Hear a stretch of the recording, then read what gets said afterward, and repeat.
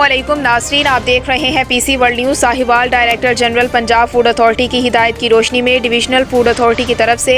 Division में मुख्तलिफ मकामात पर क्रैकडाउन। हमारे नुमाइंदे हाफिज़ अली हसन कुसूरी की रिपोर्ट के मुताबिक director general Punjab food authority की हिदायत की रोशनी में डिवीज़न फूड अथॉरिटी ने डिवीज़न भर में मुख्तलिफ मकामात पर मिलावट करने वाले सेहत दुश्मन अनासिर के खिलाफ कार्रवाई करते हुए 9 फूड पॉइंट्स को कवानीन की खिलाफ वर्जी करने पर सील कर दिया, जिनमें Bari bakery production, Ehsan dairy, Bilal sweet